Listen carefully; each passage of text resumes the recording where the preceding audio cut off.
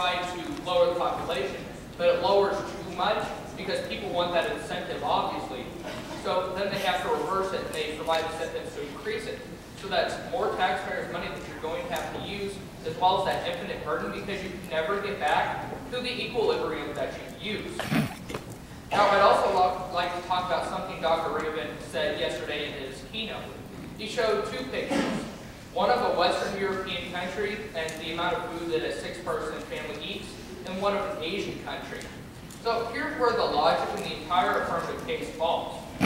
They're eating more and they're using up more energy sources, not because there's more of them, because there was the same amount. It's because of what they do. We need to use the money elsewhere, and we need to fix at the root of the problem so we do not have this infinite burden, and we can solve the problem once and for all. We can use different things he has talked about. And this symposium is about one key thing, stewardship.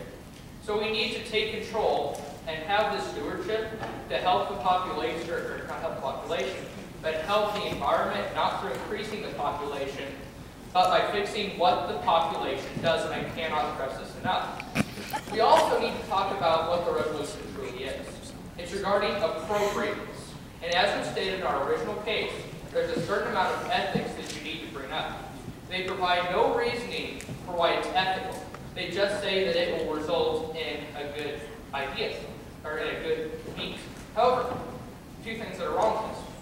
First of all, we've shown how it's not going to end well because you disrupt that equilibrium and create an infinite burden. Furthermore, we have to look at it on a deontological perspective. You must look at Immanuel Kant and how you cannot use man as means, and you must look at what you're doing before you can just justify it by what the end result will be. So on both of these situations, it falls. We also need to look at other situations that they have stated. We are talking about the economic argument, and they say that 2 people is easier to pay for than 20 people. If we were to only have 2 people for forever, that logic would go. However, as I stated, the population is not the problem, so you're going to have 20 people eventually. And we also need to talk about how they're saying that we're not forcing people to do this. However, if you look to Maslow's hierarchy of needs, the indigent people or the poor will be more likely to get these incentives because of, in order to meet those basics of this pyramid. And if you go back to my teammate Carter, as he stated about hemochromatosis, that was something that helped to survive the plague because of genetic variation and existed most often with the indigent of the time. So you're trying to get rid of an entire class by doing this because of the very logic of Maslow's hierarchy of needs. And it is for all of these reasons. And I'd also like to point out that there's a certain item that's key in debate, is the value of clash in the ideas. It's great to attack arguments that your opponent is making. And we as a team have better met that burden because we are attacking their arguments. We've also better upheld the values-based debate because my opponent has none, and the opposing team has none. We also need to look at the ethics of it in and of itself. They are showing only by the end result can you justify it. But you cannot in many of these different situations because it's not deontologically upheld and it's not teleologically upheld because you're disrupting that equilibrium. And it's for all of these reasons brought before you why I ask for a vote negation and say that it is in fact not appropriate nor is it necessary to promote population control. Thank you.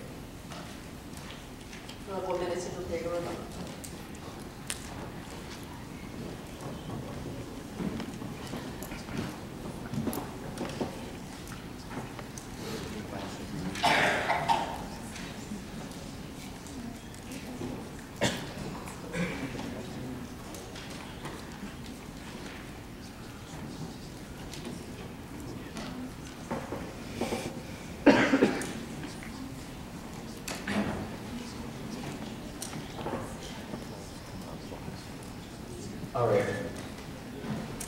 In your speech, all 4 of you mentioned an equilibrium, and I would like to ask you, what equilibrium? We are constantly increasing. There is no point where we stopped. We're still growing. There is no equilibrium. It's not an equilibrium by definition. What we're stating natural equilibrium that nature creates, because you have so many people living and so many people dying. And while it's not perfect, it's to the situation where there's no immediate danger. By trying to implement this, you're changing that type of equilibrium towards one way or another. And if you look at the evidence that we created, once you go to one, you're going to strive for the other, and you're never going to get back to that median that we have where we are in no immediate danger. And along with that, it's more of a natural equilibrium. In fact, as we brought up in the Singapore case, is that what they they implemented population control incentives, and their population decreased a lot, so much that they started promoting population growth. They're, in fact, destroying the natural equilibrium of their country. Singapore is a small nation. We are a much larger nation with a much larger population. With 321 million people, our population would take a very, very long time to decrease below it. I'd also like to mention that our birth rate to death rate is 2 to 1.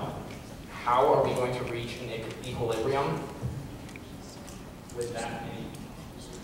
You mentioned that our population is also higher, but that also leads to a respective increase in the people affected by the incentive. So more people would be able to contribute to the decrease of population. I think that's what he was trying to say. More people would be benefited by this. The time for the rebuttal is over. She I'd declares like to now by her welcome own. the final speaker of the Board of Heights. Go, sexy voice.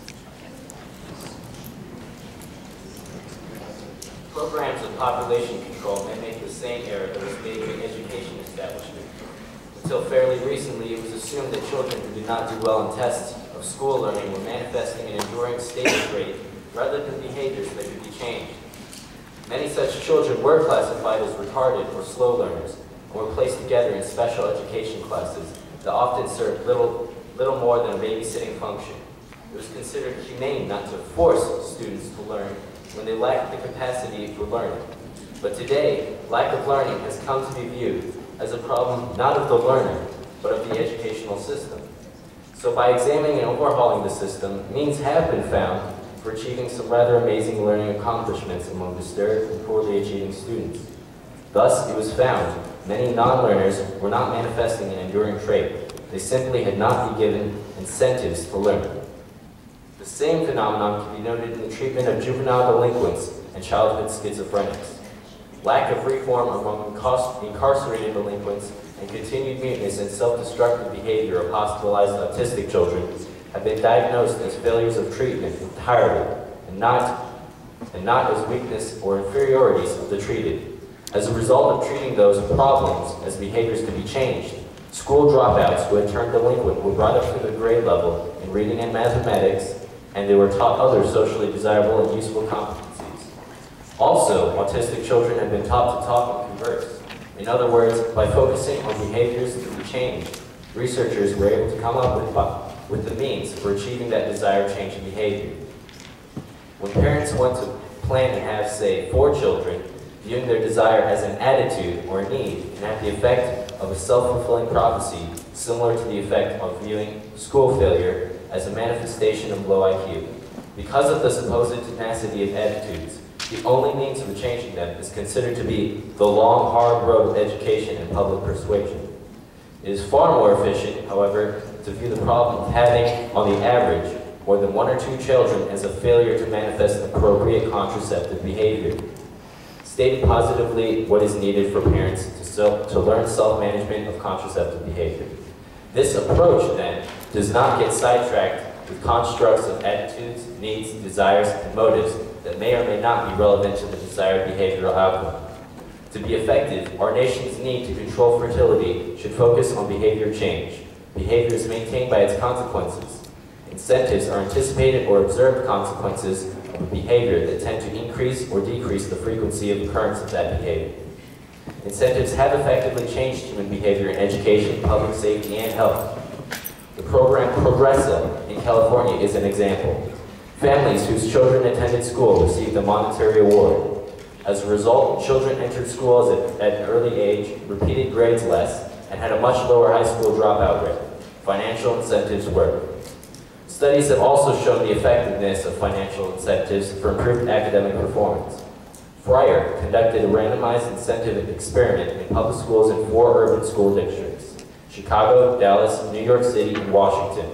The study distributed over $6 million in incentive payments to 38,000 students in 261 different schools.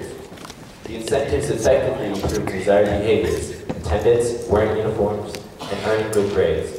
Financial incentives work effectively towards changing a desired behavior. Incentives have also been successfully employed to alter lifestyle habits. Smoking, for example, causes billions of dollars of healthcare costs, with an additional economic cost in lost productivity or wages, and the physical cost of illness and reduced life expectancy. Researchers have utilized many different incentives to motivate quitting, placing warning labels on cigarette packaging and increasing the cost of cigarettes through taxes. These incentives have effectively reduced the smoking rate in the United States. Because of their efficacy, many countries have used financial incentives to limit their population growth. Singapore, for example, has offered an array of incentives and disincentives.